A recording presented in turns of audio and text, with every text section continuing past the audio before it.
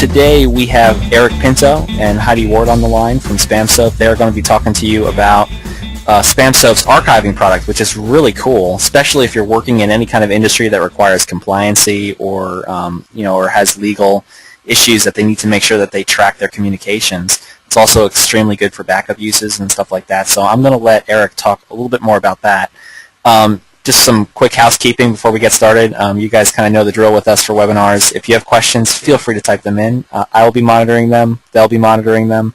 If it's a super important question, I may pipe up and and interrupt Eric, but I probably will let Eric finish his what he has for us today, and then we'll handle questions at the end of the webinar, unless it's like super duper important. But otherwise, I think we're pretty much good to go. So Eric, I'm going to pass the ball over to you and let you take it away.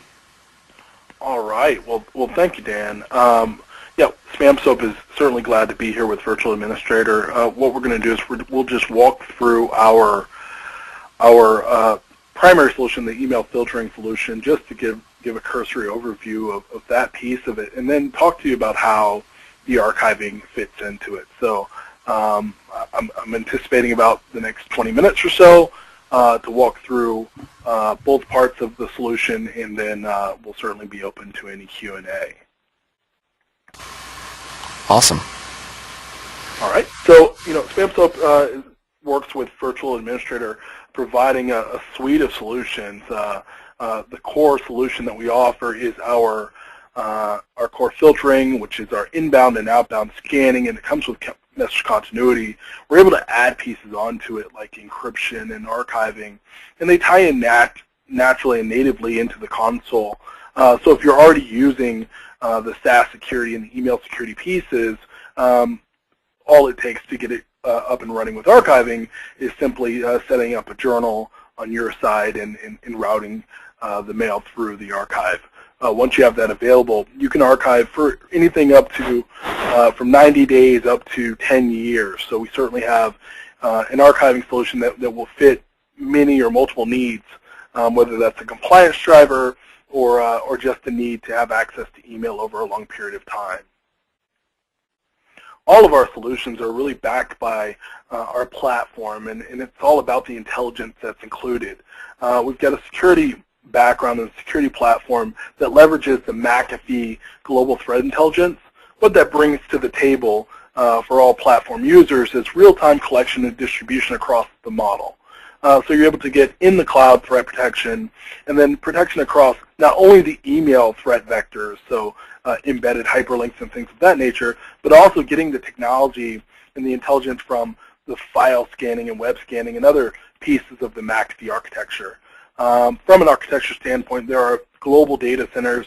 Each data center is updating again in real time, and then pushing across to the North American data centers. In North America, you have access to two primary data centers, and those data centers are all redundant as well. So this is really enterprise-class technology. You're getting multi-layered protection. You're getting that redundancy that's designed for today's issues. So geographic redundancy, active-active failover. So if there's a hardware issue or a network issue, there's always another component that's ready to pick up the slack. All of the data centers are operating at less than 25% of capacity. So there isn't an issue of an archiving piece or a filtering piece getting overrun by large amounts of traffic. So we'll jump ahead here.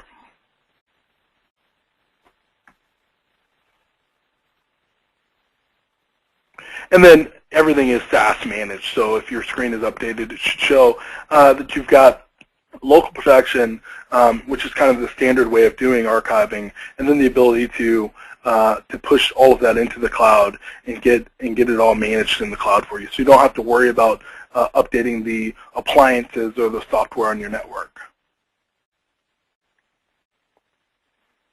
Just taking a quick look at the console itself, if you guys are using it now, you should be really familiar with it. You've got the ability, to run branding. So if you want your company logo to be represented on the console, that's possible for you. And you can work with your virtual administrator text to get that all set up. And then when you're in the console, you have the ability to manage your email users, also your archiving users, and if you have other services enabled, you'll have access to that as well. Across the policy landscape, you've got access to virus and spam filtering, you've got content and attachment filtering, and that's all pretty straightforward. Anyone that's using the platform will be familiar with these screens, and if you want more information on any of these pieces, you certainly can contact VA, and they'll make that available to you. So we'll skip ahead a bit here. Talk to you a little bit about the content scanning because this is kind of a native piece, and it ties into the archiving as well. From a content perspective, we're constantly scanning to determine if there's a content issue.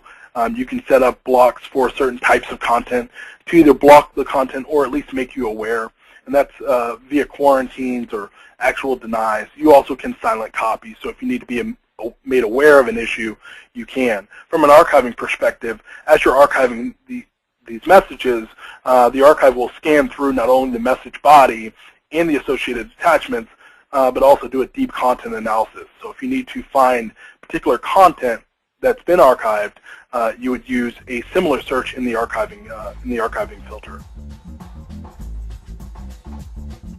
So I'll go ahead and move forward here into the archive itself.